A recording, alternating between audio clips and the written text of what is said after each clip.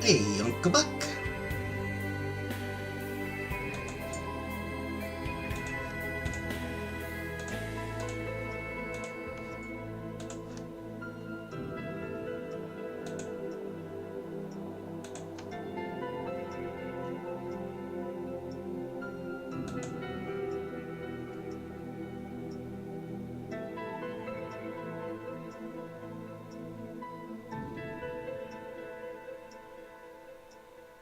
Hey, Grimace.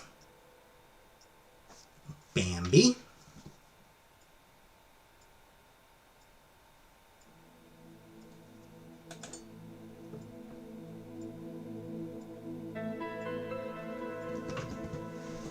We missed you too, Bambi.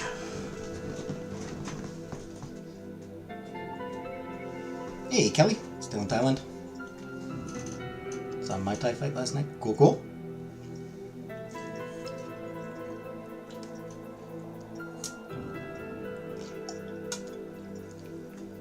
A Mel.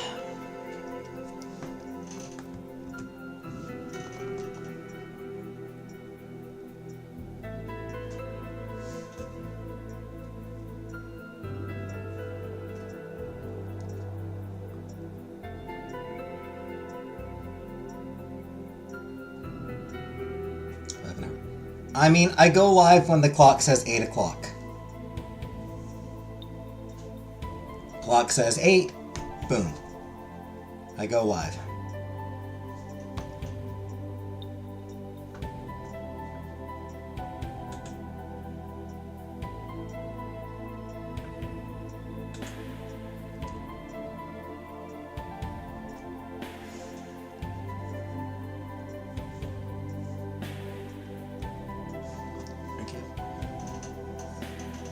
Pop Shop Cream Soda.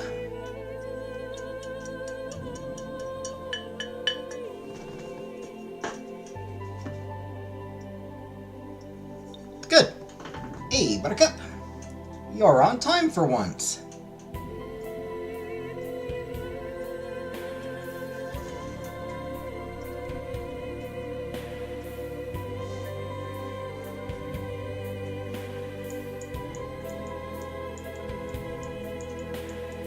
For you. Yeah. It's kind of 2 a.m. so I don't know what's going on, but whatever.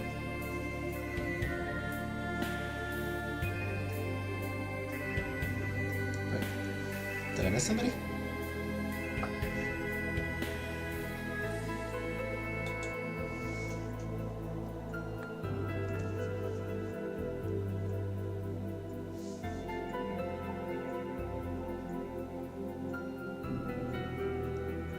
Who's Greg?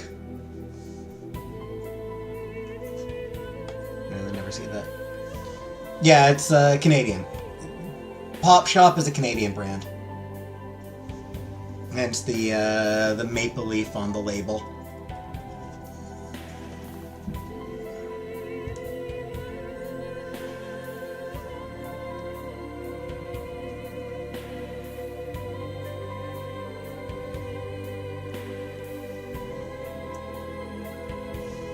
For another day of this off again.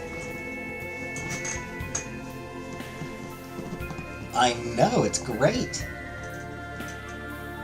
Greg is Buttercup. Ah.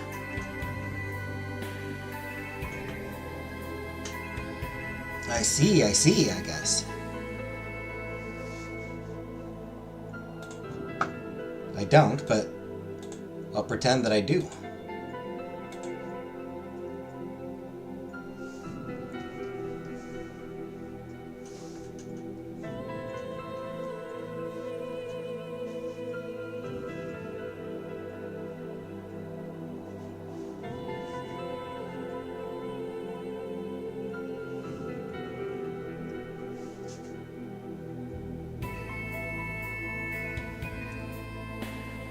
Just as a quick note for everybody, next week I work every day.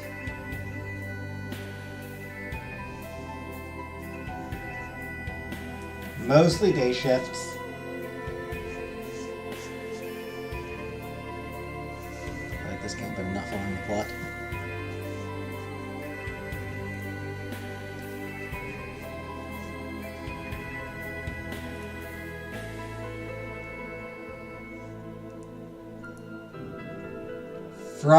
Next Friday, I won't be on because again, it's another late shift. Until 3, but I think it's like 4 to midnight, I believe.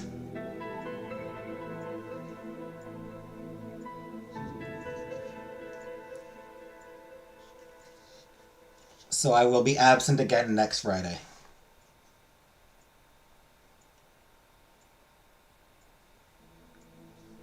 Yep, happy Pi Day. So a few more hours to go. It varies.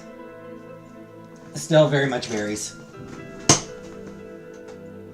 Some weeks close to 40 hours. Some weeks I'm lucky to get 10 hours. Some weeks I don't work at all.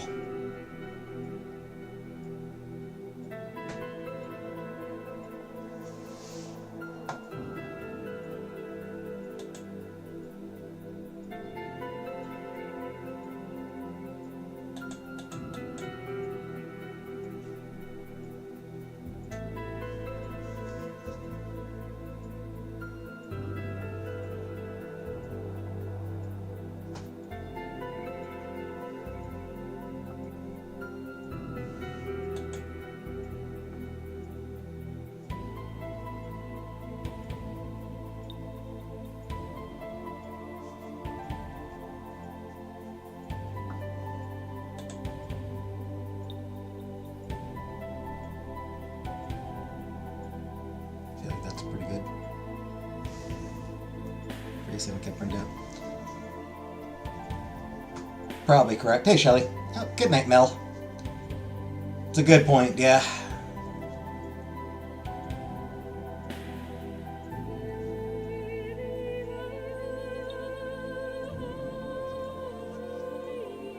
I might still have some burnout from Rogers.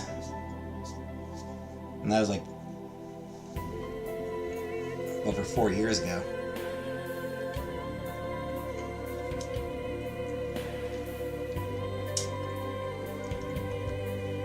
Coming up on 5 years.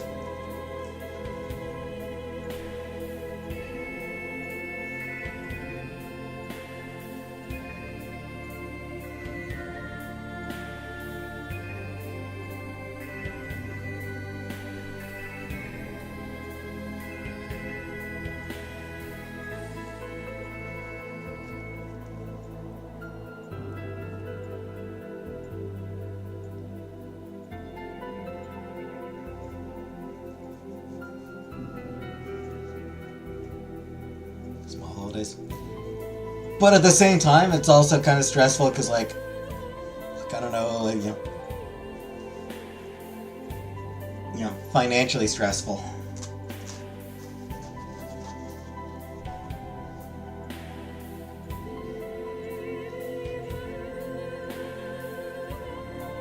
Because it's inconsistent amount of money, too.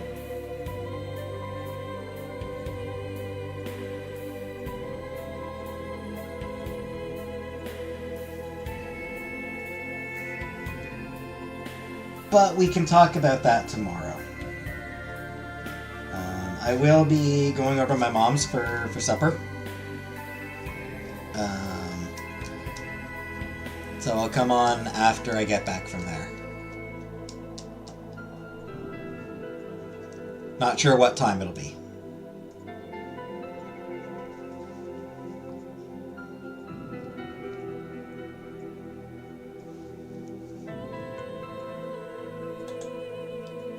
I feel like we do have quite a few people here. So let's get into week 5.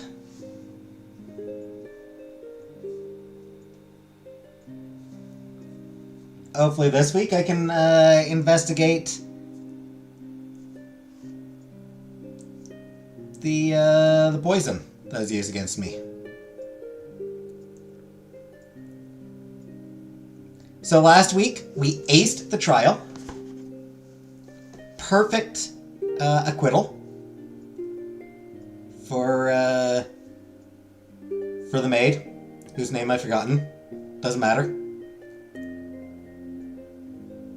Hey, H2O.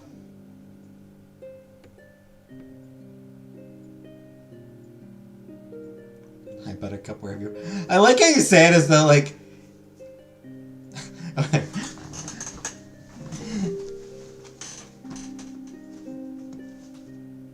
as a, like... If you listen close, you can almost hear... it almost feels like you can hear her voice. I'm right here. Imogen. That was her name? Better memory than I've got, Uncle Buck. So, a new week dawns. Despite your exhaustion from the tiring week you just went through, the sunshine still dances across your tired eyes, reminding you that it is not only a new day, but a new week. Feeling sluggish, you pull yourself out of bed and manage to get ready. And not a moment too soon because, almost as if he had timed it, Jasper knocks and enters the room only seconds after you finish making yourself presentable. Good morning, Lady Nicole. I hope you slept well last night, for at the summit, no matter the circumstances, things continue on. It's a new week, and things are slowly starting to return to normal. The staff on the Isle have been asked to avoid mentioning last week's unfortunate incidents, lest it put a damper on all of our ability to work towards the summit's true goal. We have been asked to encourage our delegates to do the same, but I prefer simply telling you about it honestly. As such, social engagements and events are slowly beginning to start again this week. Princess Penelope has invited you to spend some time with her this week. I believe something about sweets and tea were mentioned. Yes, I will absolutely spend time with Princess Penelope.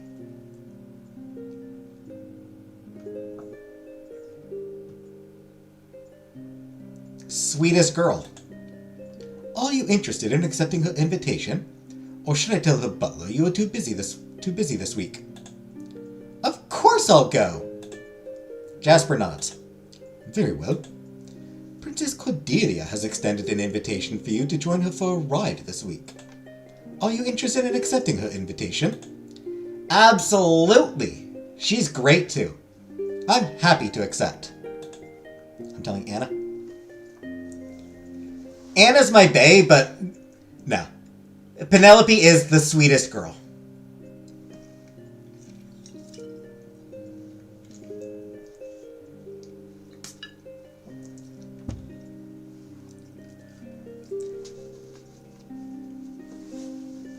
Penelope and Emmett are like the nicest, sweetest, most sincere people in this game.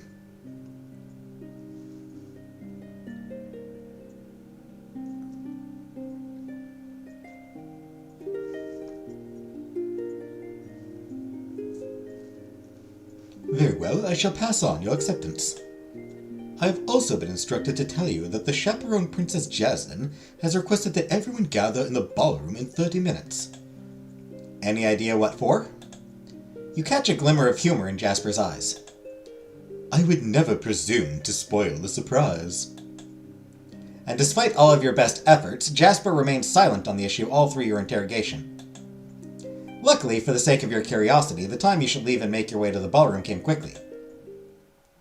You were not the only curious one.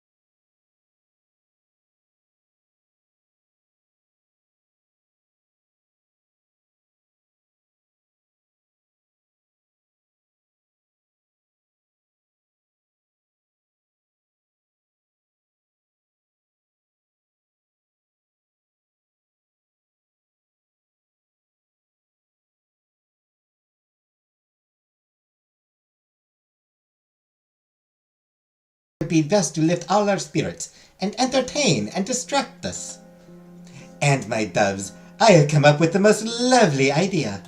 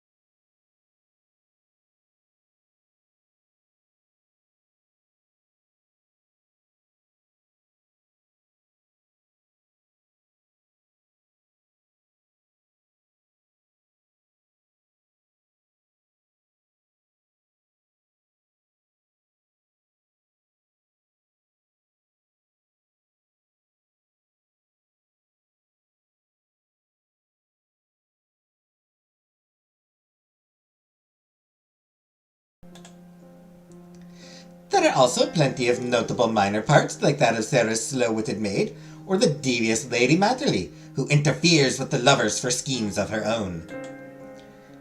But there are not enough parts as there are delegates. But acting is not the only thing needed for a quality production. So those of you who are unable to secure a part for the stage, or perhaps, oddly enough, prefer to work backstage building sets and helping put together costumes, will be working with the General. And of course the Grand Duke will be directing. I suppose one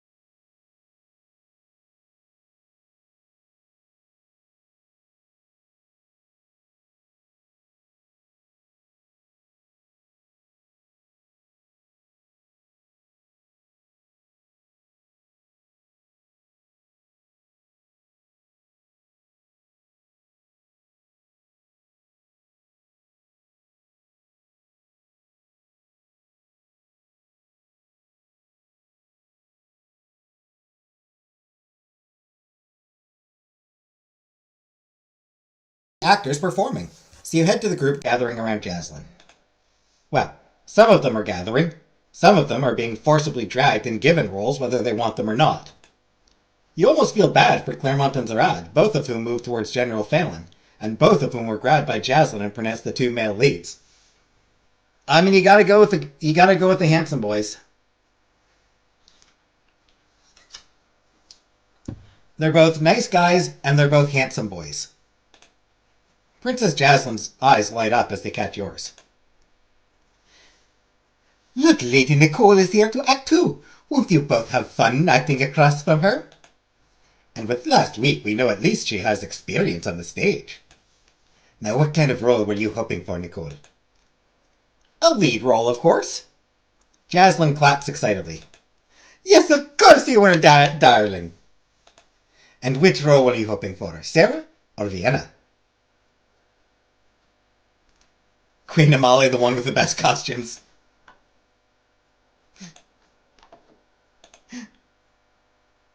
That was not a serious answer for the record. I'm gonna go back. What a delightful joke. I just wanted to see what she says. I was just curious what she says. I knew she would be happy. I knew she'd be like, no. But I was just curious, like,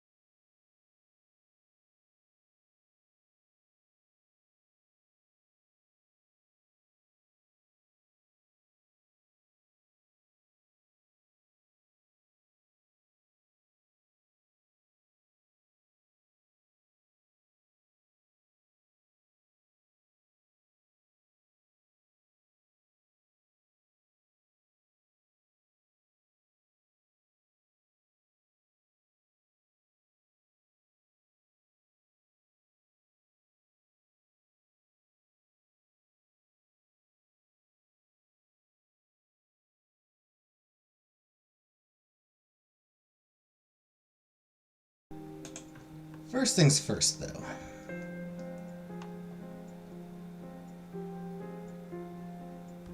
Let's see if I've got it.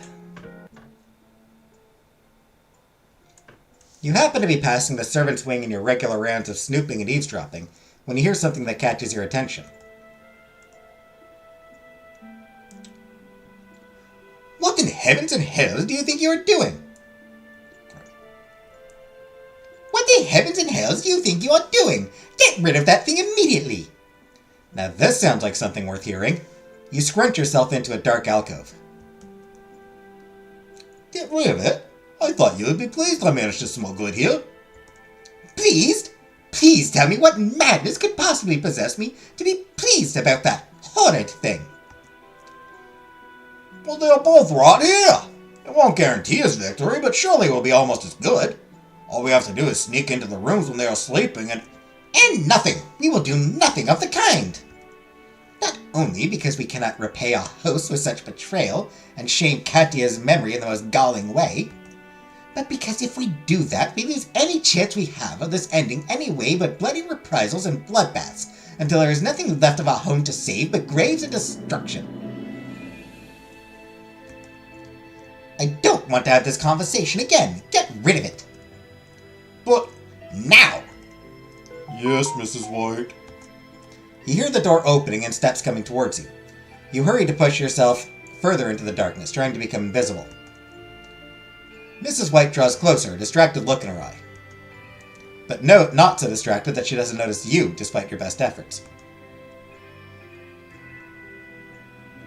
Lady Nicole, I would think you have better ways to occupy your time than skulking around areas unsuitable for one of your stature. Are you lost? Shall I fetch Jasper for you? You shake your head furiously, and she nods and grips your arm, escorting you to the edge of the servant's wing. Now alone again, your mind whirls furiously, attempting to put together the fragments you have found over the weeks into something that makes sense. Struck by a sudden flash of insight, everything starts to come together. Firstly, there are the rumors from Revere. And then there's the strange behavior of some of the servants on the Isle, who were seemingly led by Mrs. White, but also have something to do with Lord Claremont. If you add in the suspicious words and actions of Princess Gisette and Crown Prince Jared, only one thing makes sense. There is a rebel faction here at the Isle who want to unseat the current ruling family of Revere. And based on what you just heard, they are hoping to find options other than a devastating civil war. But you get a feeling this conflict is ready to happen one way or another. You will have to think about this new information before you are ready to do anything with it, so for now you head back to your room, mind spinning. Uncover the secret rebel faction. A rebellious moment. Hey, Logan. I love it here. Glad to hear that. You feel you're home? Aww.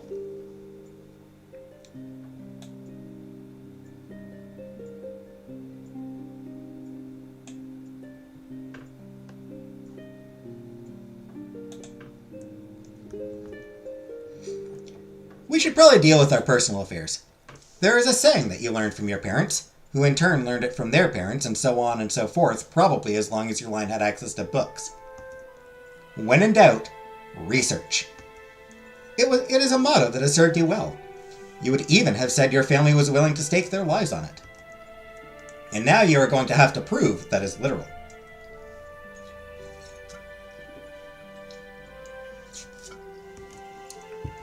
Not that your family would ever have an unofficial motto that was anything else. You find your current state extremely unsatisfactory, and you can think of nowhere better to alter it into a more desirable outcome than the library. You have spent much time in the Grand Library already. This time you are going to try some of the rarer books in the small library. You are confident that if it is merely a matter of tracking down references and resources, no matter how obscure, you will be successful. It takes some time and a great deal of squinting at very hard-to-read footnotes, but finally you are confident you have the name of the book that will help. With the name of the author, the title, and the general idea in which section it might be shelved, it doesn't take you long to unearth the target of your search. A strange, old book. You are prepared to read the entire book cover to cover if need be, but if that proves unnecessary. for inside the pages you find a small dried flower marking a spot. Considering how seriously the librarians take their job, and how well preserved the books of the archives are, that is very strange indeed.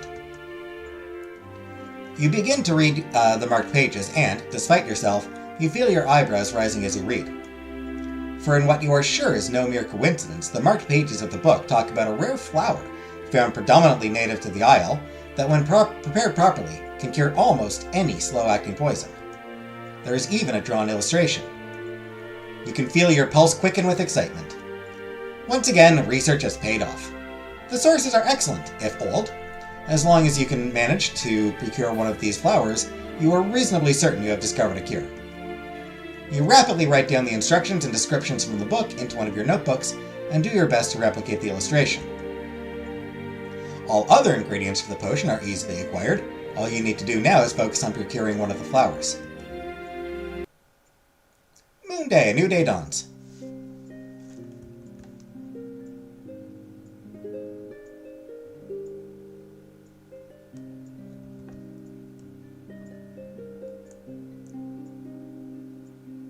Alright, so let's get ourselves cured.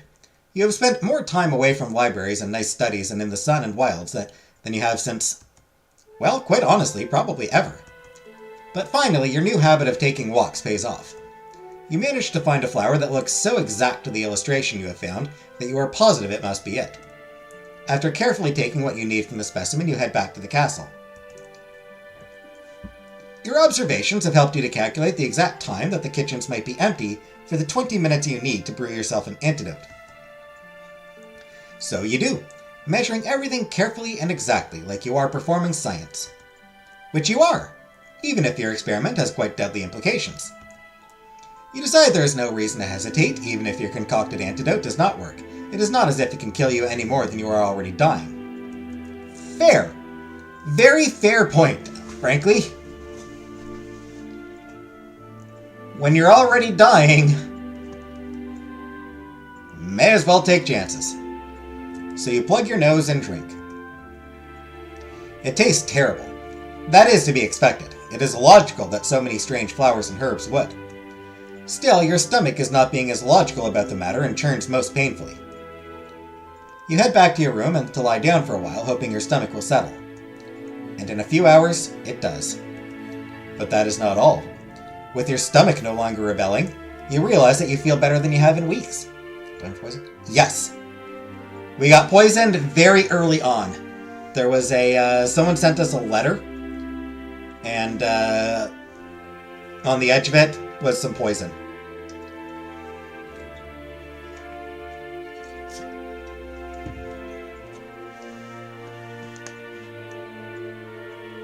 Yeah, you realize you feel better than you have in weeks. While you're not yet prepared to declare your experiment an unqualified success, you feel your prognosis is good. You think there is a very good chance it has worked, and you are no longer poisoned or dying. But if that is true, and only time will make sure of it one way or another, but if it is true, then now you must move on to the next problem. The problem of whomever threatened your cousin and poisoned you. Now that you are reasonably certain you have circumvented the worst outcome, you now have a choice. You can simply let the matter rest and make no move to uncover the culprit, or even why they did such things in the first place. Or you could put your not inconsiderable intellect to the question of who they are and what they want. Obviously, hunt down the shadowy perpetrators. Obviously. Decision made, you decide to rest your stomach some more. It's still not quite the thing. Tonight's dinner is a short affair, and unlike last week, where it felt like you were the only one tired, everyone seems tired and irritable. Well, at first some people had been excited about putting on a theatrical. Now most people seem upset about being forced into it. The dinner is filled with loud, muttering complaints. Some are unhappy with the physical labor involved in building the sets or adapting costumes and props. Others are frustrated that several planned practices have simply been cancelled already, all the actors simply told to learn their lines on their own. The doing it all on their own time seems to be a common thread of complaint. Despite nominally being in charge, the chaperones haven't been spending much time working on the play, or even helping the delegates to do so. Instead, they seem to be content to cancel often and have conferences behind closed doors, leaving the entire burden of the theatrical you have all been dragged into on you and your fellow delegates. The disorganization, lack of schedule, and general lack of any sort of leadership is practically making your skin crawl. So what's needed is for somebody, one of the delegates, to come forward and be like, okay, you know what? I'm in charge.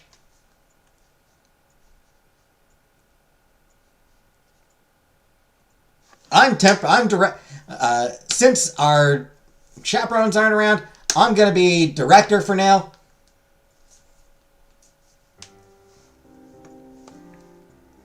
And be like, this person is in charge of the team making the sets. That person's in charge of the team making costumes. This is why only people with true vision should ever attempt to put on a theatrical. Not that you would ever say so directly. The least they could have done, if they were going to leave the matter to the delegates in the end, is appoint one of you in charge. You would have been a good candidate. It's not like you could possibly have done a worse job. In any case, you are certain this is not the way a play is supposed to be run. The best thing about theater is the organization of it. How all the little parts come together to make a better whole. That is being completely lost. Which is why you aren't the least bit surprised that everyone is arguing about it tonight. Not that understanding makes it any easier to hear all the fighting and conflict. There is a brief pause when the soup course is removed while the delegates wait for the fish course to arrive. If you were so inclined, you could use this opportunity to attempt to change the mood of the delegates in regard to the theatrical. Perhaps point out some benefits to it. Is that something you wish to do? I think that's a good idea. And how do you want to attempt to change the mood?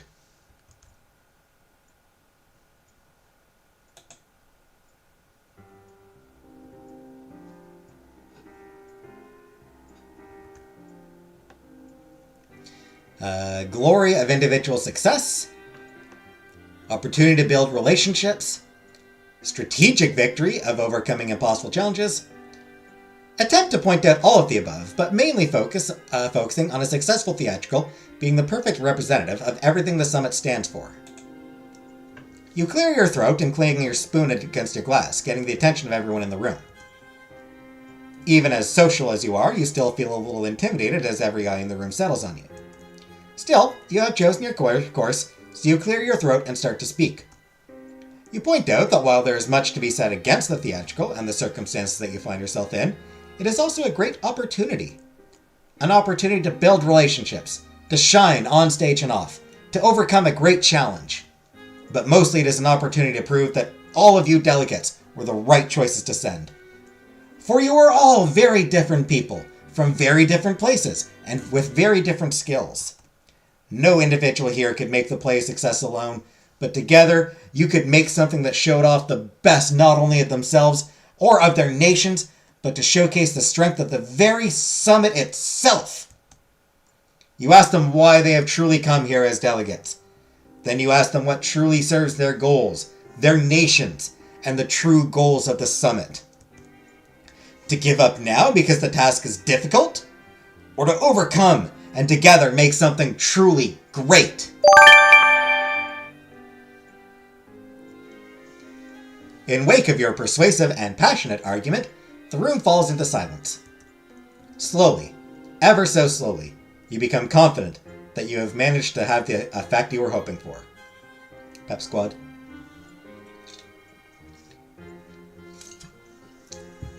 Good speech! Good speech, me! You can see speculation or enthusiasm replace reluctance and complaint. The delegates begin to talk not of how terrible this theatrical is, but of how, together, you can turn it into something worth their efforts and time. You smile and sit down, satisfied. You having said your piece, and your fellow delegates having heard it, the conversation slowly returns to normal. Helped in no small part by the aromatic arrival of the next course. Soon dinner is finished, and you are once again free to follow your own devices.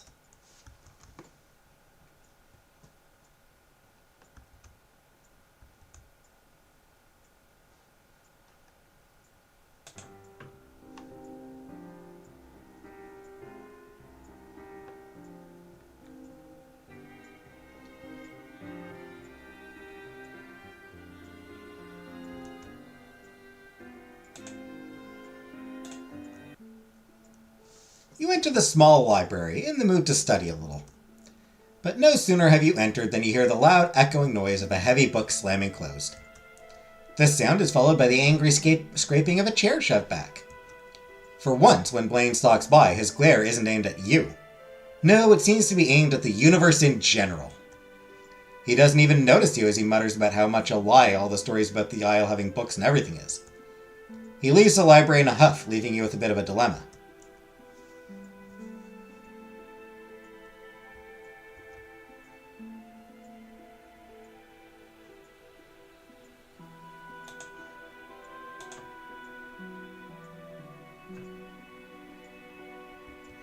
I mean, we know what he's going to do. We know what we're going to do. You decide to snoop on the books he left on the table and try to figure out what Blaine was looking for. You find the still messy table Blaine was sitting at, some of the books still open. A quick perusal shows that most of the books are medical. A few appear to be collections of folk remedies. But your cursory glance doesn't immediately answer what Blaine was up to. Do you want to attempt to use the books to try and figure out what he was doing? Yes! While all the books seem to be connected to health and cures, the connection between the book is not immediately obvious. Not until you find a fresh crease mark on the thick medical texts. The page in question is a discussion of the known side effects of scarlet fever, an often fatal disease that mostly affects children.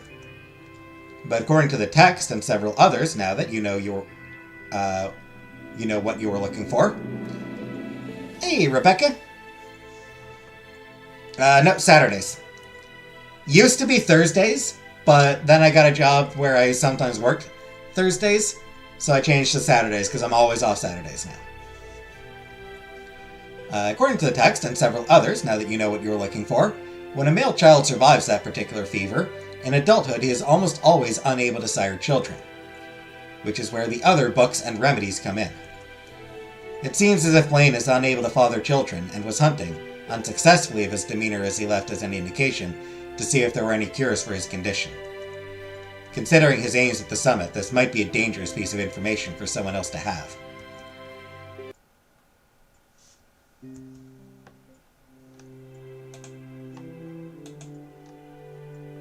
We're on water day, right?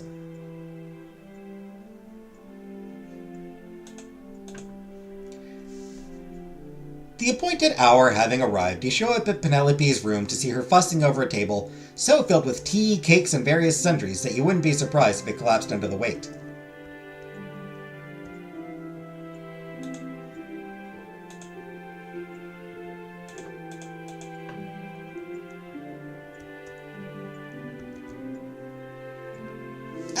Oh, Nicole, you're early. Or, no, you are exactly on time.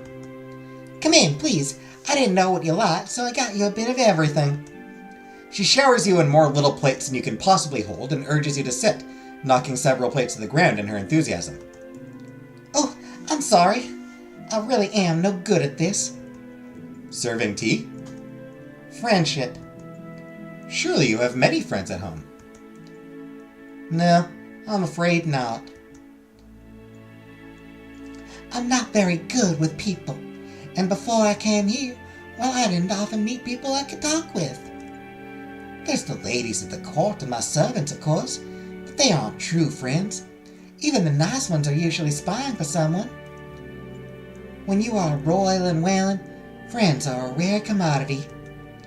Until you, I only really was close with my brother, which is why I'm so happy to have met you. Is that why you came to the summit? To make friends?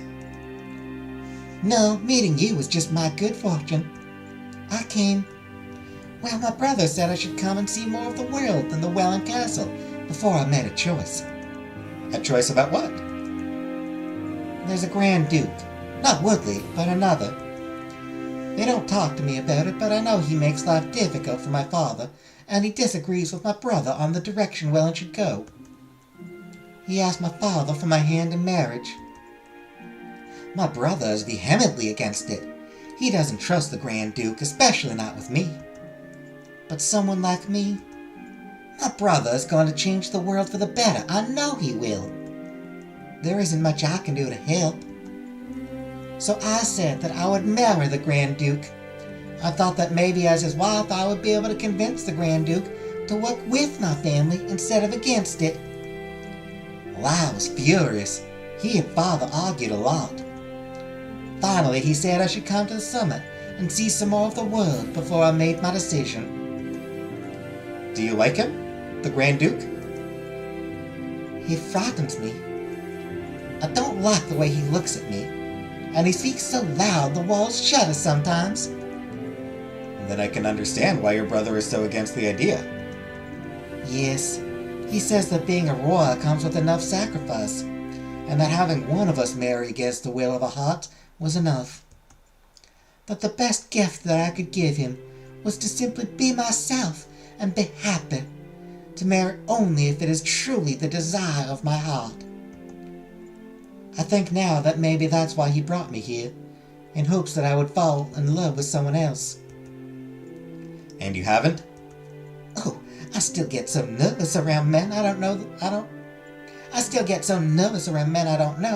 The room starts to spin a little when I must converse with them. Especially Prince Jared and Prince Zarad. They make me so uncomfortable. Claremont... Actually, Claremont? Alright, yeah. Jared, I can't do much about. Zarad, I will beat his ass. I will go personally and correct Prince Zarad's behavior around you.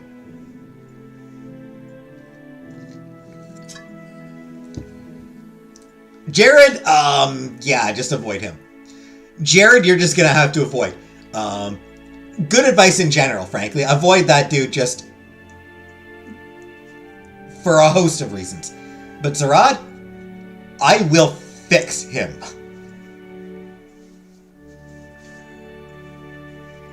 One way or another, he gets fixed.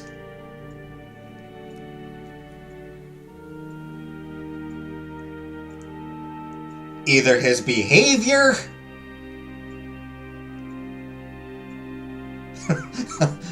either his behavior is fixed, or I neuter him.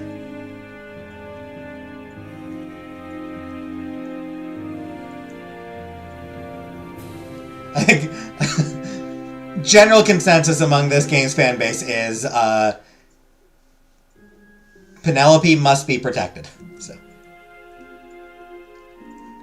Love, I'm not certain it will ever happen for me, but it hasn't happened here. The matchmaker said that knowing I wasn't ready made me wiser than I looked. Even the goddamn matchmaker can't be mean to Penelope.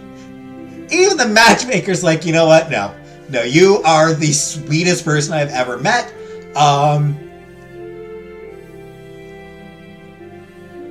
I have no choice but to be nice to you. She thinks it good I work on being comfortable with myself first, before I try to add the constant discomfiture of being in love. That was one of the few nice things she said to me. Oh, so she was otherwise a bitch to Penelope. Well, damn. But I couldn't dislike her, even though she terrifies me. So what are you going to do about the Grand Duke? I'm not sure. My brother was right. I've learned at least that much here at the summit. There is so much about people in the world I do not know. And yet, it may be my only chance to do something for my family. To take an enemy and do my best to make them an ally. I admire you, Nicole. You always seem to know your own mind and what you should do. Kid his baby Chocobo. She is. Would you advise me? What do you think I should do?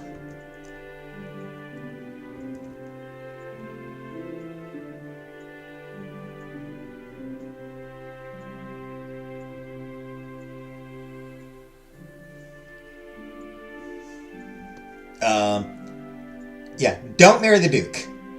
Tell Penelope she should change her mind about marrying the Grand Duke. And why are you arguing against the marriage?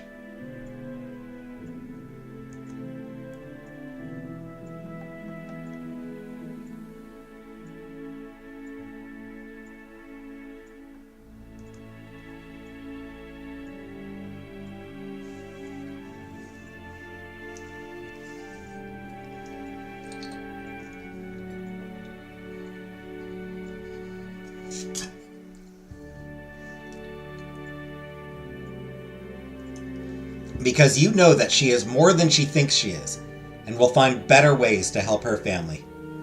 Increase your stats, Penelope? Exactly. You might have to cheat. Penelope is capable of much more than she thinks she is, and so you tell her. There are better ways for her to help her family in Welland, and you know she will find one. You argue passionately that Penelope should listen to both her heart and her brother in this matter. It is as if Penelope was simply waiting for someone to give her permission to change her mind. She agrees with you with relief, barely a minute into your arguments.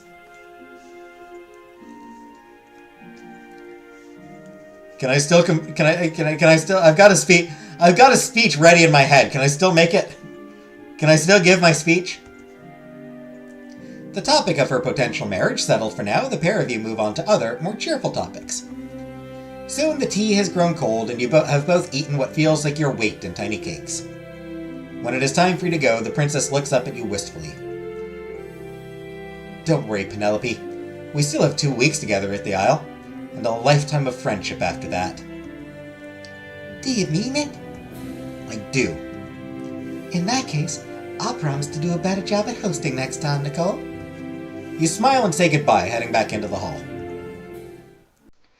You are about to head back to your room when you see the other royal Welland sibling heading in your direction. If you are looking to visit your sister, Your Highness, I think you will find her buried in a mountain of tea cakes.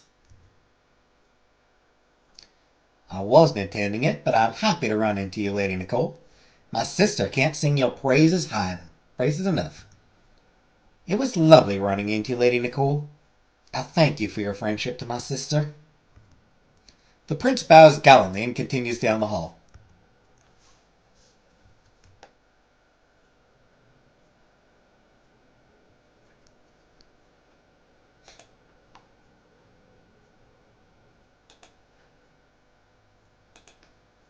Alright, any other interesting secrets?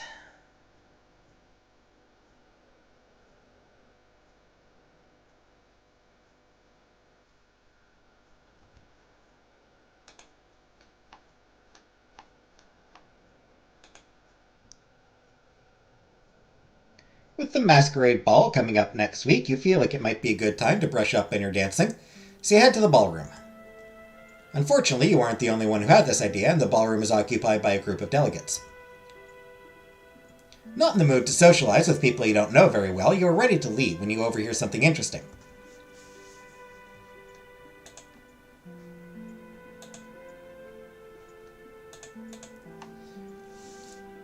I'm expecting the latest volume to arrive today. It was hard to arrange for it to come so close to release here on the Isle, but it's definitely worth the extra cost. Are they really that good? Oh yes, they are the most ridiculous, outrageous things. I can't remember the last time I laughed so hard.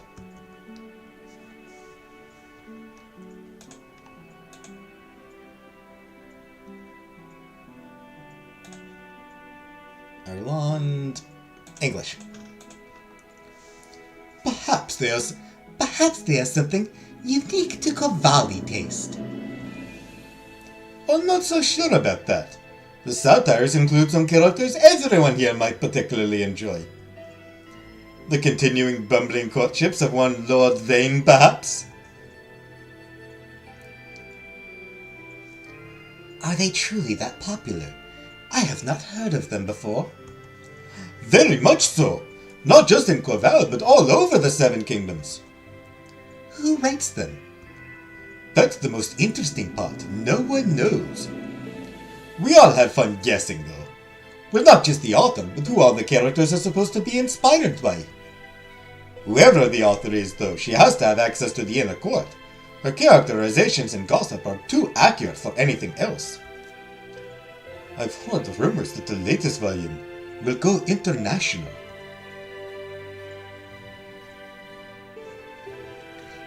Woodley, which one is he from? Well, does that mean you think the author is here? At the summit?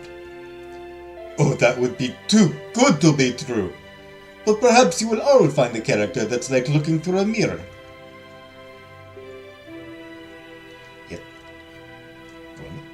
If the satires are anything like what I've heard, I'm not sure that's a mirror any of us will enjoy looking at.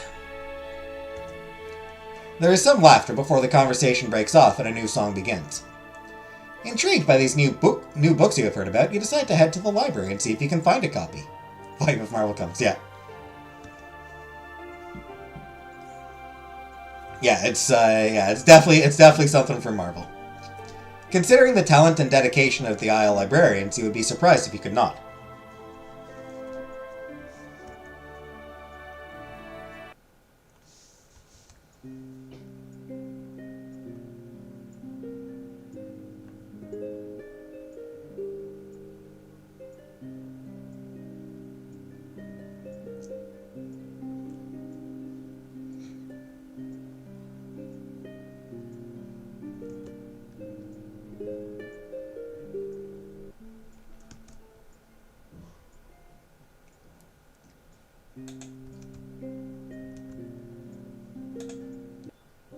You are about to open your door when you hear a loud clattering in the hallway outside.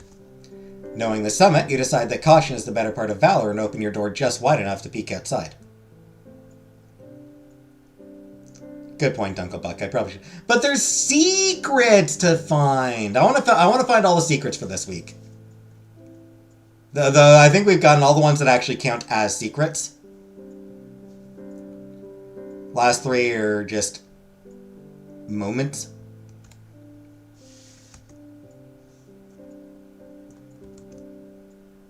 Uh-oh.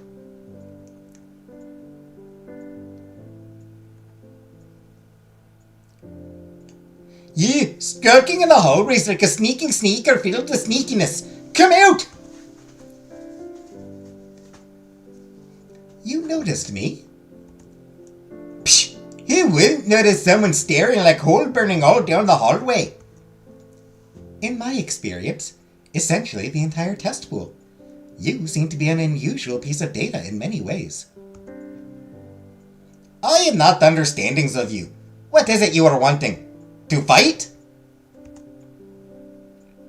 Princess Anael crouches into a fighter's posture. So far, you have found the interaction more interesting than alarming, but you begin to wonder if you shouldn't interfere.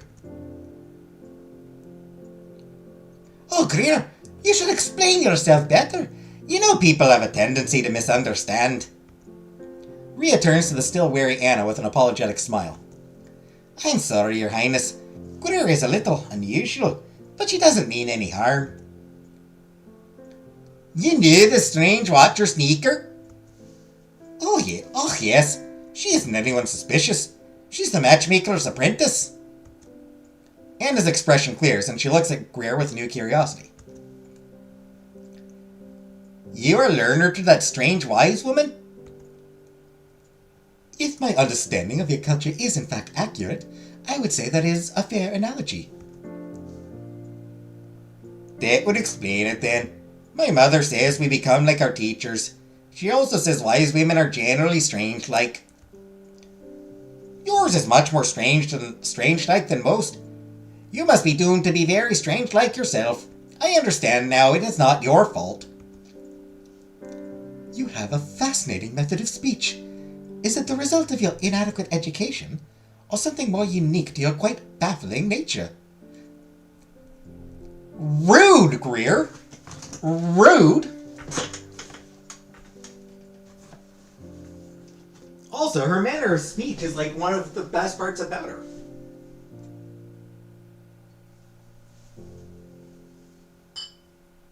She speaks in a really fun way. And also, don't judge someone's speech like that. It's just a very rude thing to do for her. You're being very, well, she is the matchmaker's apprentice. You know what? She's the matchmaker's apprentice. It's fair that she's kind of a bitch. I'll give you a pass because being a bitch is very clearly something that is crucial to being a matchmaker. Strangeness is no excuse. Strangeness is no excuse for rudeness. Oh, please don't be offended. Glitter often says things that really don't sound quite right, but she doesn't mean them. She doesn't mean them. They are all highly accurate statements of fact. I mean them all. What I meant to say is, she doesn't mean to offend. Greer shrugs. There's nothing offensive about the truth. It simply is. You are beginning to sound like that giant man. You both gives me aches in the head. Ye should not go sneaking around the backs of skilled warriors, strange wise women in training. You might end up with no more head to be wise from. I will go now. I do not wish for more talking that makes my head throb. Anna stalks off, shaking her head and muttering something in her native tongue. Rhea turns to Greer with a worried sigh.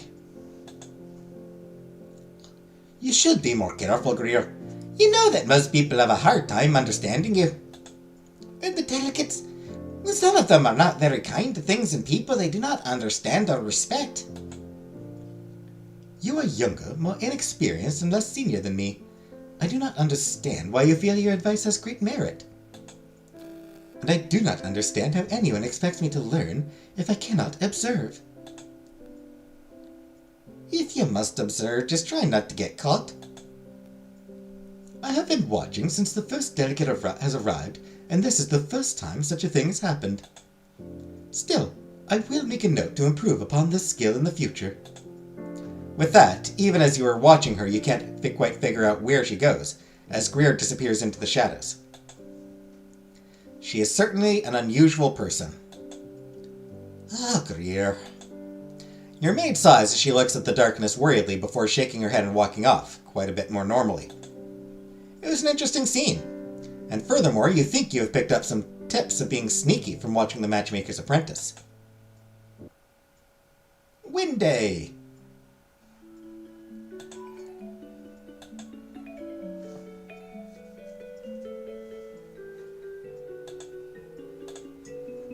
Despite the poor organization and plague of cancellations, this morning's schedules to work on the theatrical don't, for once, fall through.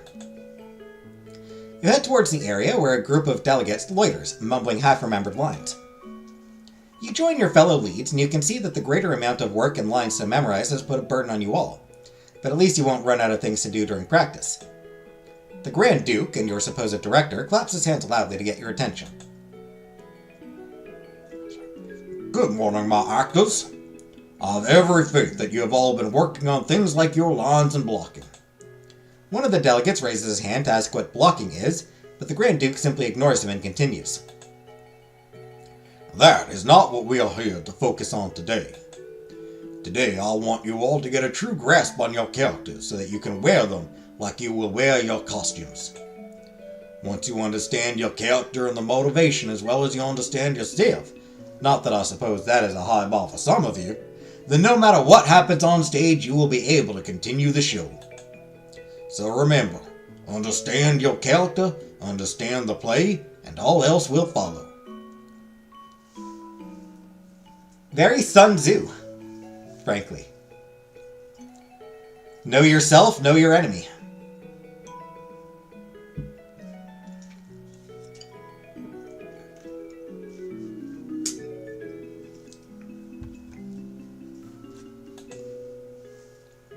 With that speech, he walks off to the corner where he simply stares at you all. He's not a very good director. You wouldn't put it past Woodley to decide to randomly test and humiliate any actor he didn't think was following his instructions. So with a sigh, you focus on your character. Lady Vienna is a character who protects herself by wielding her tongue of thorns.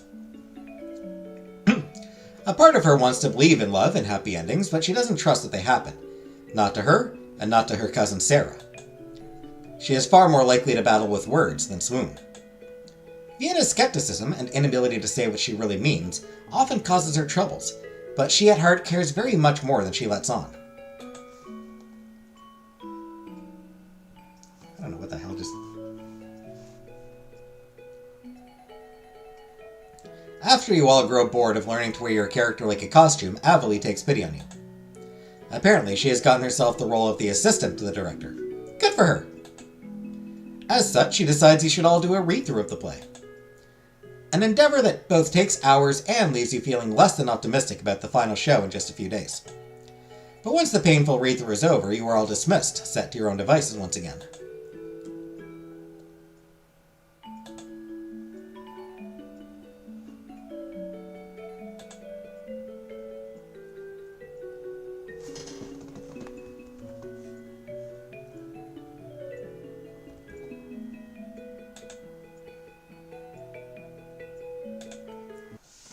decide to take a relaxing stroll in the gardens.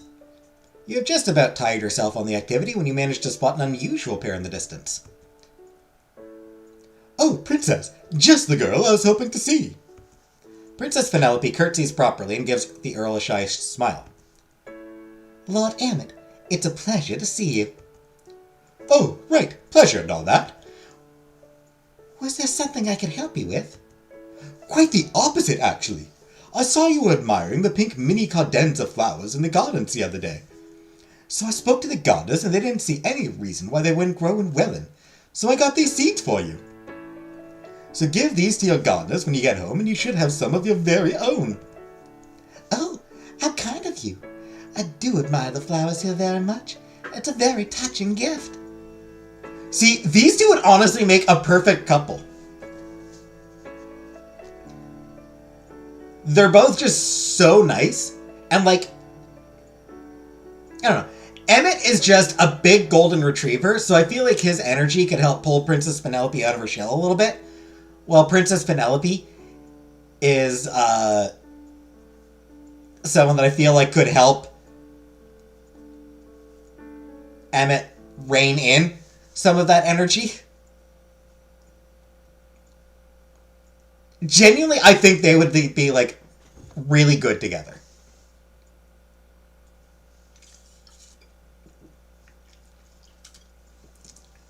I think they'd be happy.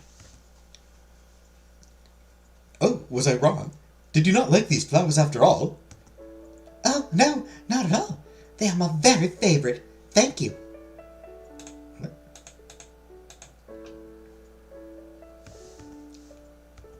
Oh, that's good then. Sometimes I can't tell when people are just being polite or when they are really saying what they mean. And you seem more polite than most, Princess. They make you a couple of good match, agreed. No offense. Oh, please don't be worried. I admire your honesty, Lord Emmett. Are you a fan of flowers? Oh, well, flowers, herbs, even weeds. Any plant, really. How admirable. I only know a little bit about flowers. Mostly which ones I like. An excellent place to start. If you like, I could show you around the gardens. I'm always happy to meet another horticulture enthusiast. That would be lovely, thank you.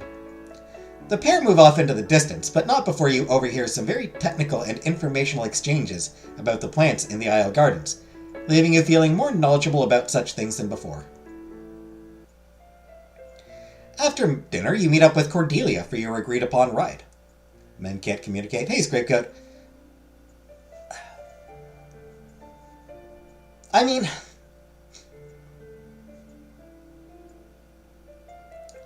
getting into stereotypes, but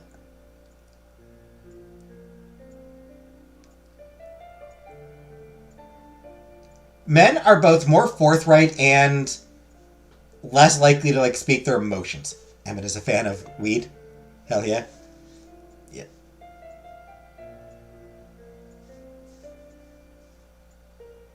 Like,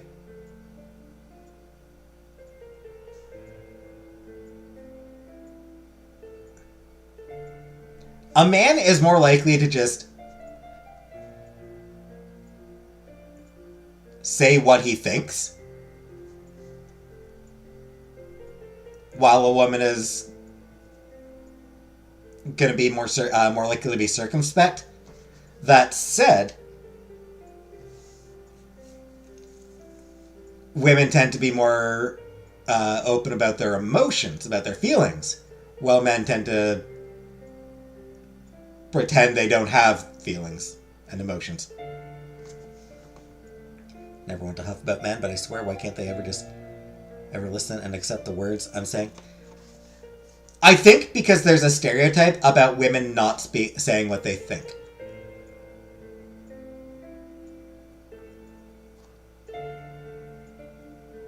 Men expect women... Supposed to read our minds? Yeah. Men expect women to not be honest, to not be open. Men expect that when a woman says something, she means something else.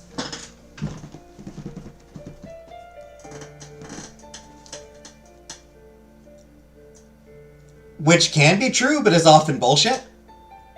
A lot of times, a woman is saying what she actually thinks, but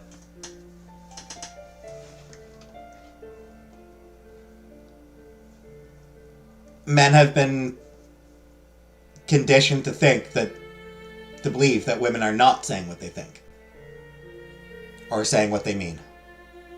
I talk really good words to dudes.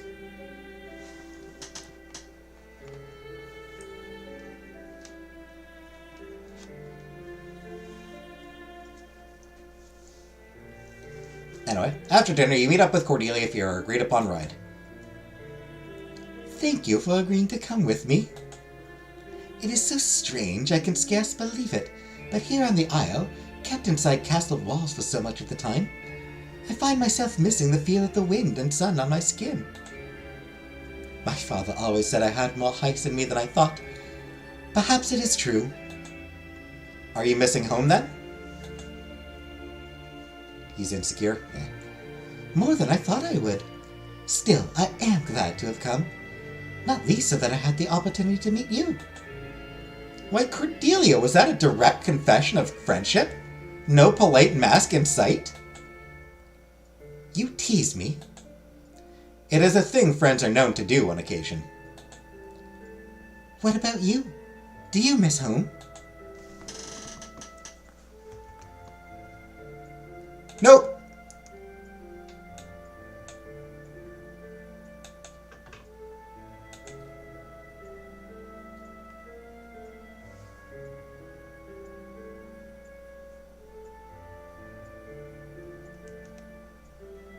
Somewhat, but like you, I have found things to be grateful I came for.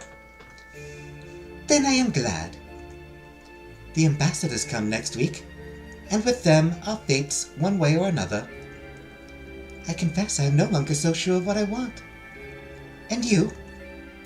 I know your match was approved by the matchmaker, but do you still approve of it? For now, it pleases me much. But have no fears on that front. If that changes, I won't go through with it. That does relieve me, for I wish you to find happiness, my friend. Is that the first time you have acknowledged our blossoming bosom friendship? She blushes and smiles shyly.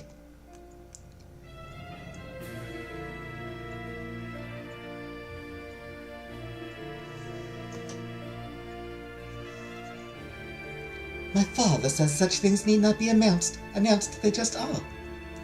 Was he wrong? Not in my case, at least.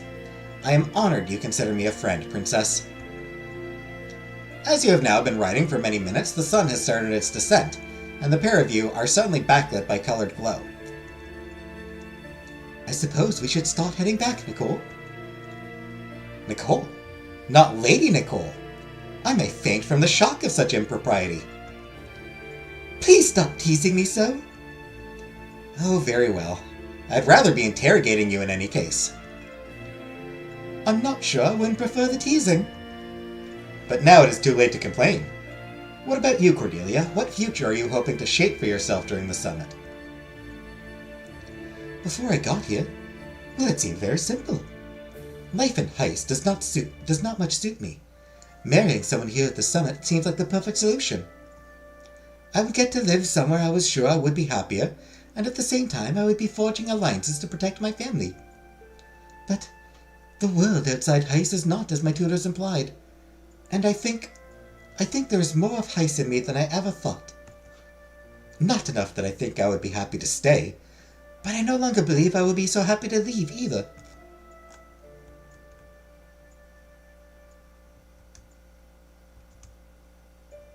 Yeah, that's rough.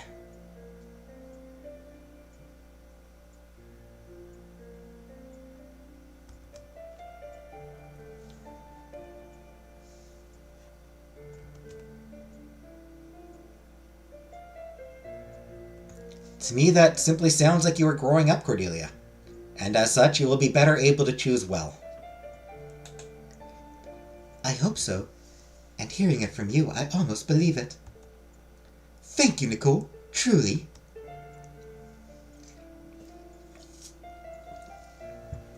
As you finally reach the stables, the last of the sun sinks from the sky, leaving the stars and moon in its wake.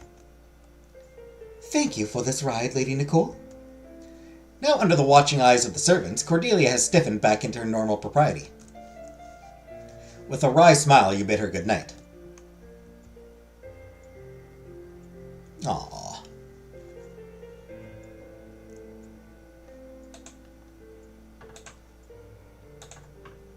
Approval.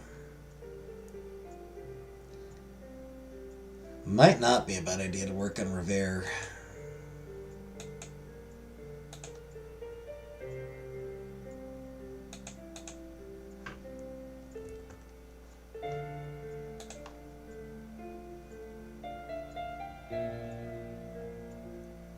I don't really care about that one. Alright.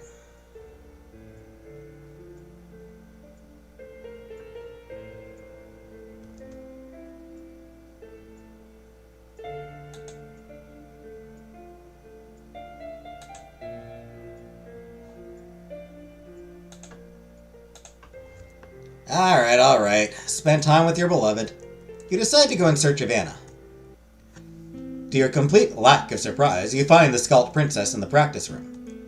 But the moment she spots you, she puts down her practice blade, her face splitting into a giant grin of happiness. Nick is being most fortuitous. I was just thinking of your pretty face, and here it is.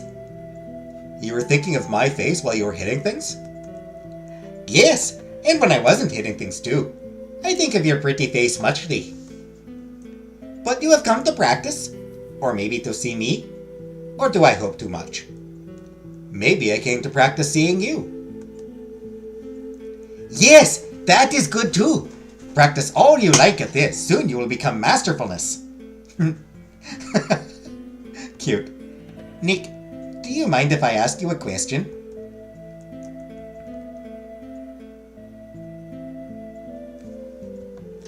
Isn't that already a question?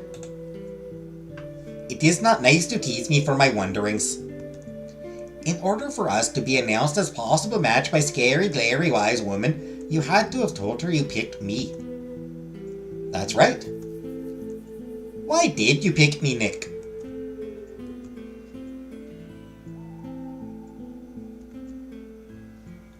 Because you were you. Because you were you, Anna. And knowing you, I couldn't help but want to be with you. Aww. I have no words for saying. But you make me most happiest, Nick. I am luckiest person on this whole island of strange smells and heavy mistings. Further conversation is interrupted by a loud, frequently repeated cough from the doorway.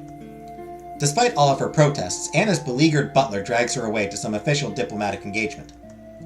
You try not to wince on his behalf as she shouts down the hallway how she doesn't care about stuffy diplomatic stiff shirts, only about you. With the knowledge that Anna will be firmly occupied for at least the next several hours, you head back to your room. Scary Glary.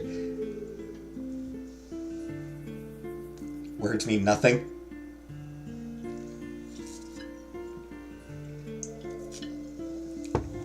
I mean, words mean what we all agree they mean. That's literally how language works. A word means what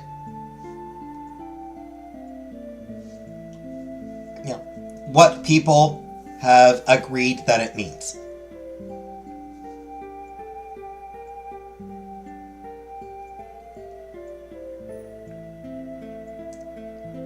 Like, word on its own is just a noise. It's a sound. It has no inherent meaning, except the meaning that we infuse into it. That's why they don't accept what I'm saying. Earth Day!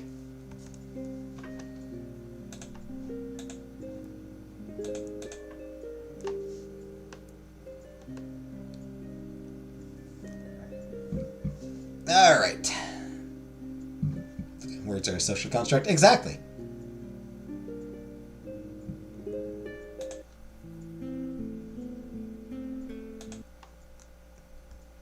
There isn't really anything else to do by spending more time with her.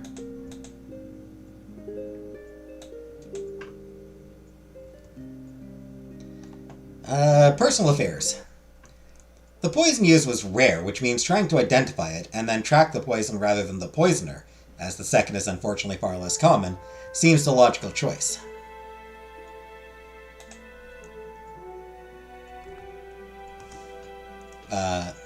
Choice or course? Course, logical course. I don't know the meaning of some words. Including some words that I use, because I like words. I really should just read a dictionary.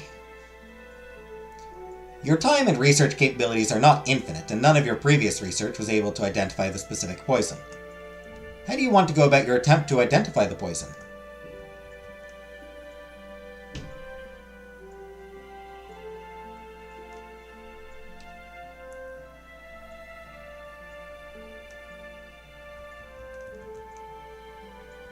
Interestingly, either of them works. Princess Cordelia, despite being the most proper person, the most proper princess ever, actually does know a bit about poison. You have learned that Princess Cordelia is more than she first appears. You have a feeling she might be able to help you identify the poison. You track down Cordelia in the gardens, which is convenient, since it's unlikely anyone will overhear your conversation if you were walking in the maze.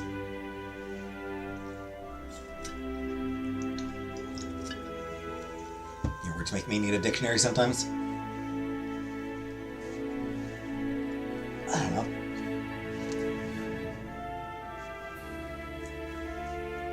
Words are just great.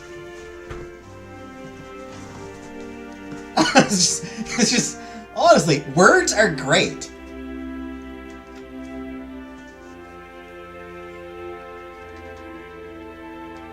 A good fancy word is just kind of a delight to use.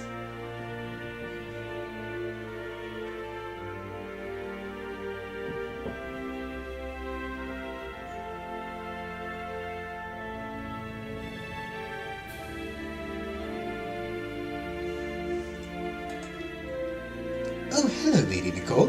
It's a lovely day today, isn't it? I suppose. Walk with me. You drag the confused but apparently willing princess with you into the maze. Once you are confident that you are sufficiently distant from any would-be eavesdroppers, you explain your problem.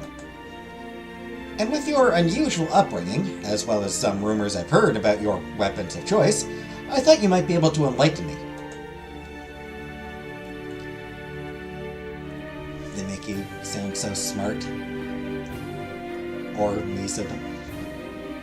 I mean, yeah, they make you sound, using a fancy word does make you sound smarter. But more than that, it just, sometimes it's just satisfying.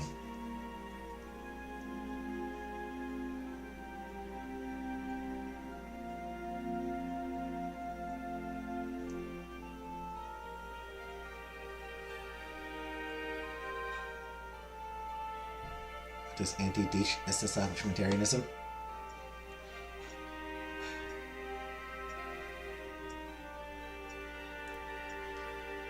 For one thing, it's a word I have blocked for no goddamn reason. Anti-disestablishmentarianism is a word that I put on my blocked word list. Just because I thought it would be funny to put it there. It's a word that never comes up. It's one of those words that is never used in conversation. So I was like, you know what? I'm gonna add it to my blocked word list. Because it'll never come up. As for what it means, it means opposed to disestablishmentarianism.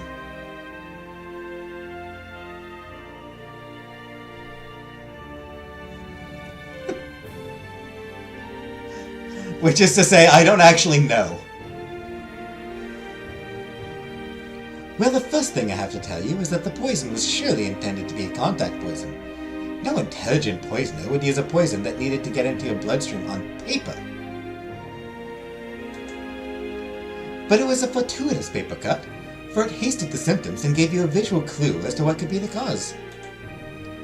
It's more than likely the poisoner simply thought you would think yourself ill and be unable to do anything about it.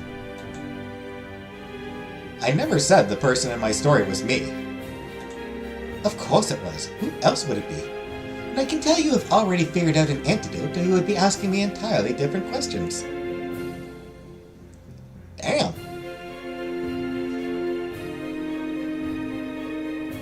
That's what Foodie says to her cat. Does she?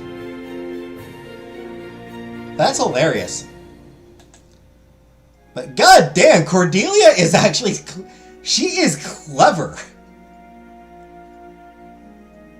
It's like asking for a friend. No, you're not. You're asking for yourself, and you've already figured out first part of the problem.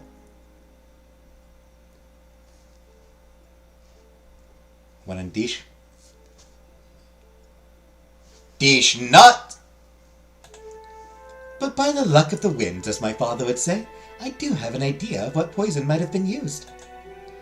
And you are correct that it is both rare, and it should be easy enough for you to track to the buyer to get some clues. I'm fairly certain your letter was treated with tintarine. It's a small flower native to the far reaches of Skald. Very deadly, usually crushed into a powder and put into something that the person will come in contact with. Once you have touched even a small amount, you will be sick for many weeks, and then you die. There aren't many known antidotes. If I wasn't already impressed with you, Lady Nicole, I would be now, knowing you have beaten it. Well, thank you, Cordelia! I would be interested to know how your search goes, but I understand if you want to keep your secrets. It was lovely talking with you. I bid you a good day. Cordelia curtsies and hurries off, lest she be late for a tea appointment. She is an unusual friend, but a very useful one. You now have the information you need to track down the purchase of the poison.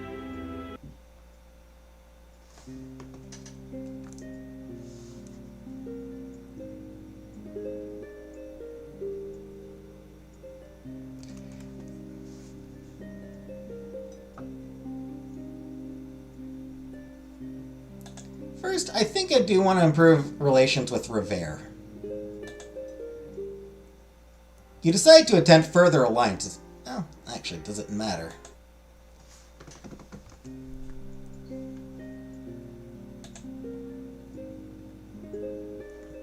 I'm actually not completely sure if it'll matter.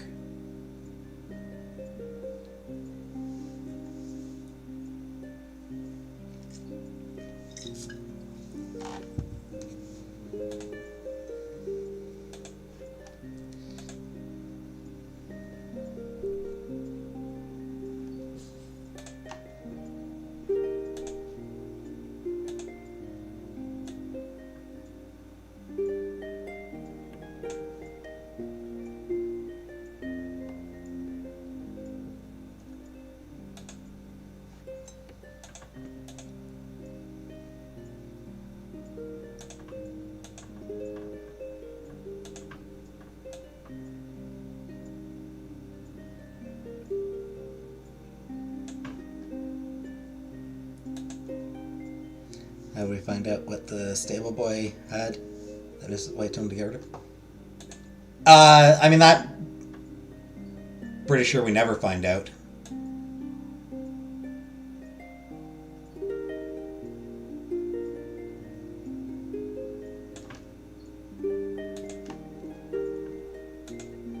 Doesn't really matter.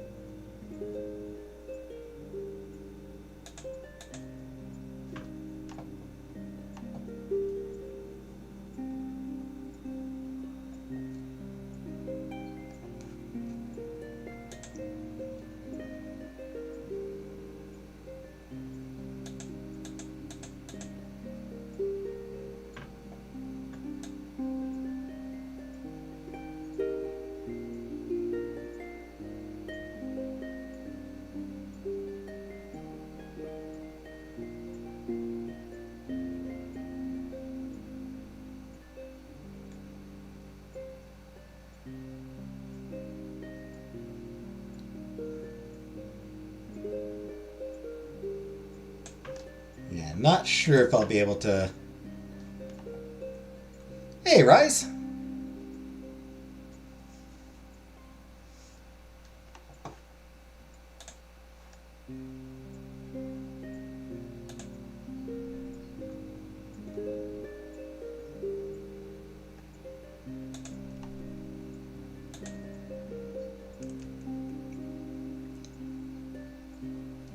Isn't the stable an option? I don't think it is, actually. Yeah, that's cliffs up there, yeah. Stable cannot be visited.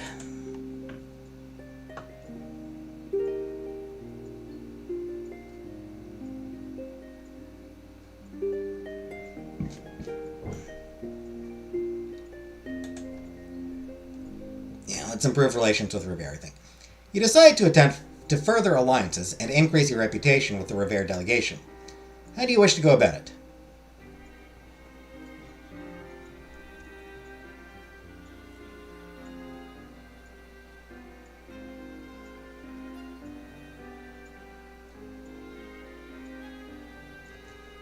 Give them empathy for their currently difficult home situation. It is a difficult line to walk to give them empathy without either insulting them, their home country, accidentally touching something touchy, and without giving away your true feelings on the matter. But you are not a normal person. You make such difficult tasks look easy. You think you have done very well in convincing them you are on their side, regardless of how you actually feel. You've done your best. For now, all you can do is wait and see if your efforts these past weeks pay off, and in the important final weeks to come.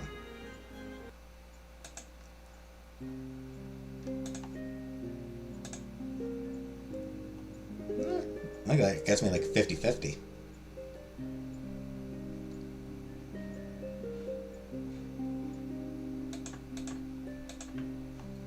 New day!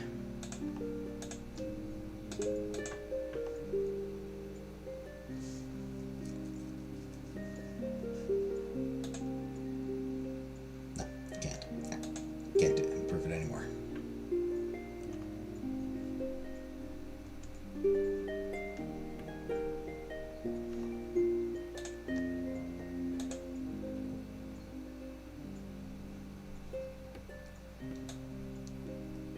Do I actually...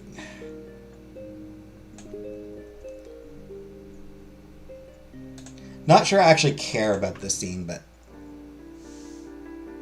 Oh, hi, Jen. You decide to take a walk far from the normally heavily supervised areas of the castle and surrounds.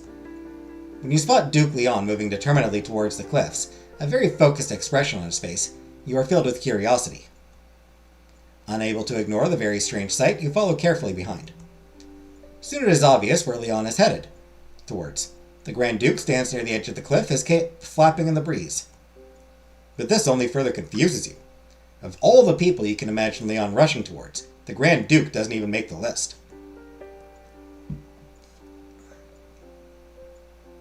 Oh, it's only you. As if to prove your inner dialogue correct, Leon sighs in disappointment and then turns around to leave. Oh? Leaving so soon? Leaving so soon? And after all that work to get here? I was hoping there was an interesting answer to the puzzle. You are not interesting. But you, on the contrary, are very interesting. You should be pleased to know that not only are you the first one to decode my little puzzle, you are the only one who even realized it was a code at all. Why would that please me? Who doesn't like being the best? Who celebrates the failures of others? And to lack intelligence, I can only pity them. An unusual attitude. I can't help but wonder, then, what you think of me. Surely not lacking in intelligence. No, you aren't stupid. You are worse than stupid. You waste your talents on pointless games and cruel manipulations, for your own sake. I can think of few things that are worse. Also, your interest in a certain delegate is creepy. Damn! Calling just straight up creepy.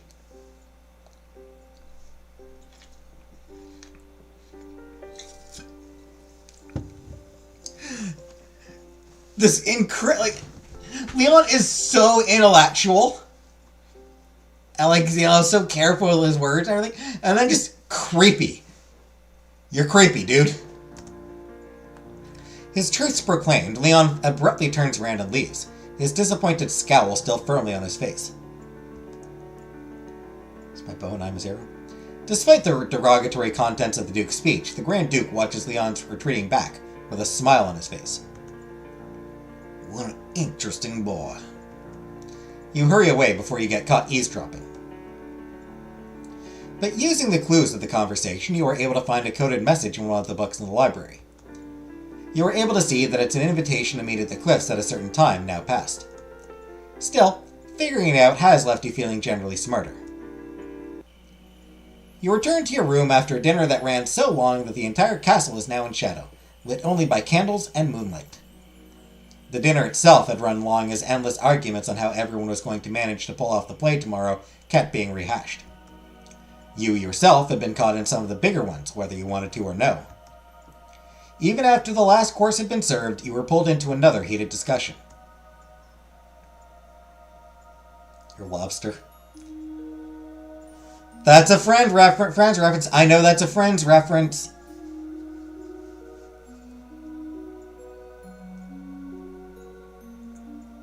Because I'm pretty sure I remember seeing somebody talk about that joke.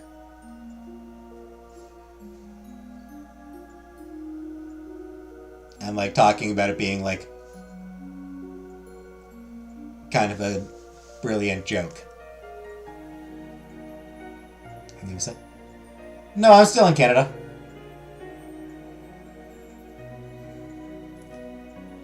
I am remaining in Canada. You cannot get me to go to the US.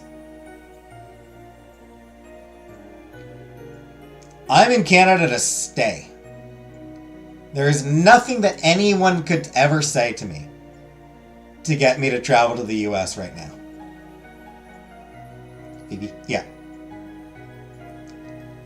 There's literally nothing that anyone could say to me that would convince me to go to the US right now. In the next, 5 years.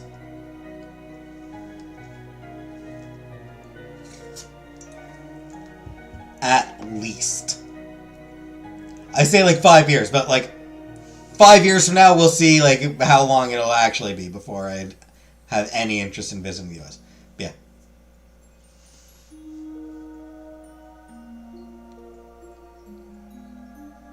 Apparently, some of the actors still didn't know all of their lines, and there was a big argument on how any of you were going to pull the performance off. You were forced to listen as many of the actors accused each other of being less than prepared. You finally managed to escape and return to your room, your head pounding. You have no idea how the lot of you will be able to pull off anything resembling a proper theatrical. And with you being on stage, you know you are going to get more than your share of the attention, positive or negative, depending on how the show turns out. You are considering whether you should go to sleep early or attempt to do some last-minute preparations when you notice a note placed on your desk. It's unsealed and doesn't seem suspicious, so you read it. There has been a last-minute rehearsal scheduled for tonight. Please go to the set as soon as you get this.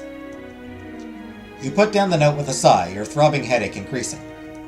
It seems fate, or rather more likely your fellow delegates, have made the choice for you. With a sigh, you head out to the practice room. The room where everyone has been preparing for the play the next day is unusually silent. The moon is not especially bright, the light shining in from the open door the only real illumination in the room.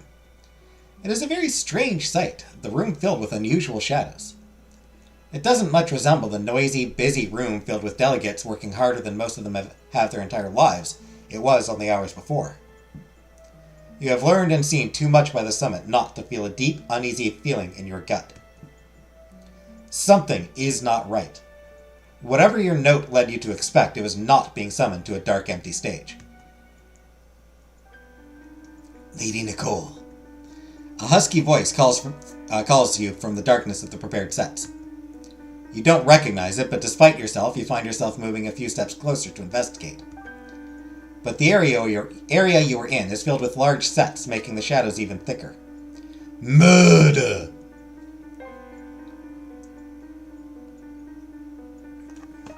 Want to help someone get Canadian citizenship for 5K? Nope! You're on your own for that. Sorry. Your eyes have adjusted enough to the darkness that you realize one of the shadows is human-shaped, and it starts to move away. Do you attempt to follow it?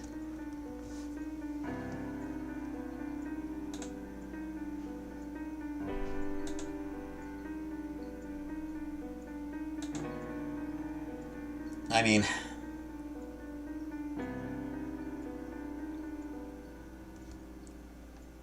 No! Nothing about this feels right. Something is definitely wrong here. Walking further into what can only be some sort of trap can't be the right thing.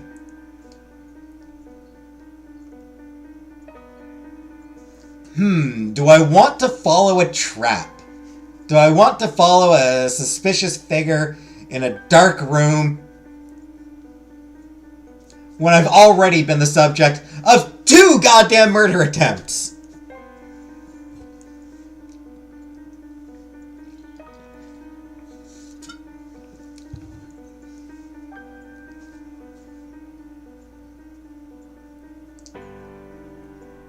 Fair, but I love the drama. Yeah. Yeah, it's one of those things where it's like, nope, I am going to back away now.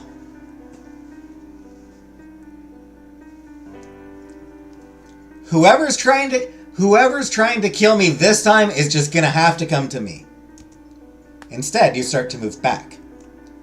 There is a strange soft noise, but something about it sets the hairs on the back of your neck upright. No. No. Whoever wants to kill me, they're gonna have to come to me.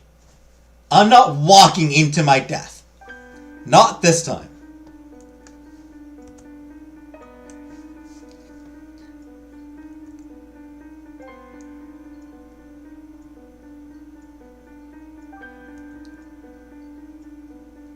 Freeze in place kills you. Listen to your instincts. You trust your instincts. Something is wrong. You recognize the sound from some of the more practical experiences you have had.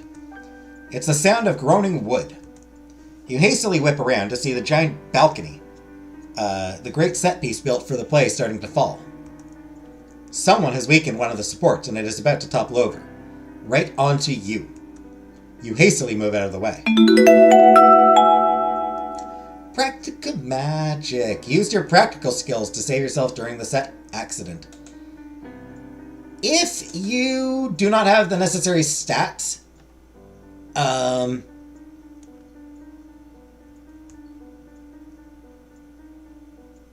then high commoner approval will allow a commoner to come rescue you.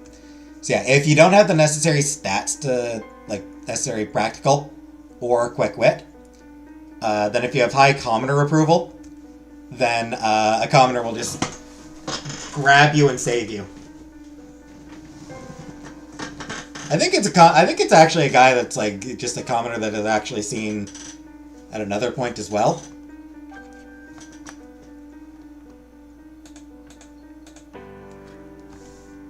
The remains of the balcony crash heavily right next to you, sending a rush of air and splintered wood towards you.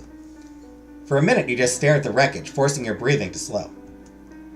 But it's difficult to stay calm when you realize how very close you came, yet again, to death. If it weren't for your unusual practical streak, you shudder. Your sinking feeling grows more certain. This wasn't an accident. It couldn't have been. Not with the note and the voice. This means someone is trying to kill you.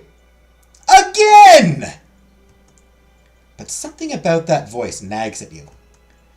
Not because it is familiar, but precisely because it is not. Between that and the fact that the delegates are the last people you can imagine willingly ruining the play that has haunted your lives this past week, you are fairly certain that whoever was behind it wasn't a delegate, or even a servant you have interacted with before. Which means that some outside force, neither servant nor delegate, has access to the summit. A dire thought. Before you can give the matter any more thought, a familiar face, eyebrows knitted with worry, catches your eye.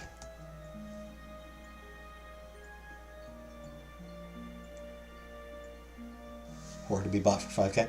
I mean, 5,000's a lot of money. Nicole!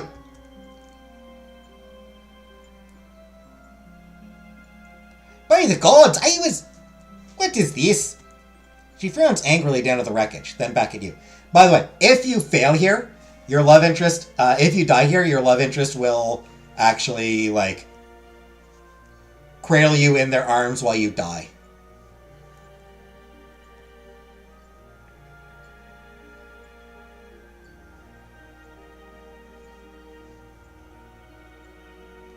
She frowns angrily down at the wreckage, then back at you.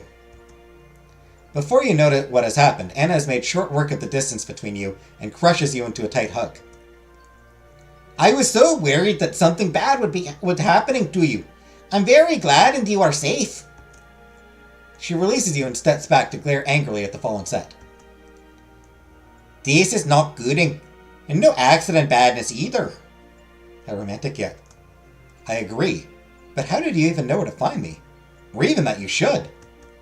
She frowns and thrusts a note at you. A note with very familiar handwriting. The stage is set. Tonight you lose the person who is now most important to you. It will be a performance you will never forget. The heavy feeling in your gut anchors even more heavily. Not only an assassination attempt, but a very cruel one. Thought Anna tried to kill you? No, of course not. Do you think Anna would resort to, like, treachery to kill someone? She'd snap my goddamn neck. Just adore your southern accent impression. I'm going for a Nordic accent impression. And now you can no longer be certain if you were the target, or if it was meant as a message to your intended. Before you can confer with Anna about the note, however, you hear a familiar clearing of butler throat. You have a feeling Jasper is behind you. Lady Nicole, I am pleased to see you are well, despite this mess. But now is not a good time to be socializing alone in dark corners. Was she doing that? She got a note. She got a note saying that that I was gonna be killed.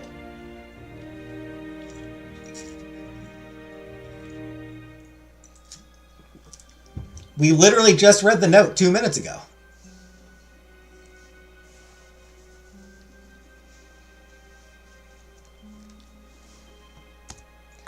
But, no, your scary butler man is right. Now is not good time for talking. I need to be thinking instead. But, she shakes her head, cutting off your protests. We will be talking tomorrow, after the theatrical of Strange Bustle Bustle. But, be very careful, Nicole. Thought that was next note? No. Tonight, No. Just be careful. Her expression unusually grim and her steps heavy, Anna walks off. You turn around to face Jasper, who looks just as worried about you, in his careful, expressionless way. But Jasper, I know. Or I don't know, but I know enough. He runs his hands tiredly through his hair, sighing. Part of my job, part of my duty, is to advise you here at the summit, Lady Nicole. Even when I don't like the advice. Tomorrow is the theatrical, and soon after that, the arrival of the ambassadors. Every eye will be on every delegate. And with all the attention you have drawn, especially on you. Whatever happened to you tonight, it is my advice that you cannot afford to be linked to it. You should go now and rest, and tomorrow act as if nothing has happened.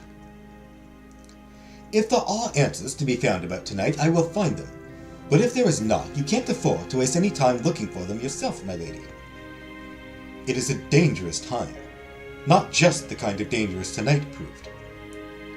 I'm sorry, but matters of politics and alliance are never simple and never easy. And there is always a price. Just pray the one it asks of you is one you can afford to give. Something about his speech weighs on you. Whoops, that's not what I want to hit.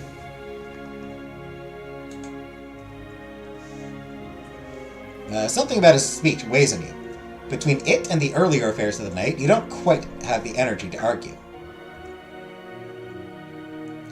So you allow him to walk you back to your room, give you soothing tea, and send you to bed. But despite your best efforts, and still knowing that regardless of what happened, tomorrow the play would go on, you spent a long time staring blankly at the canopy above you, and very little time in slumber.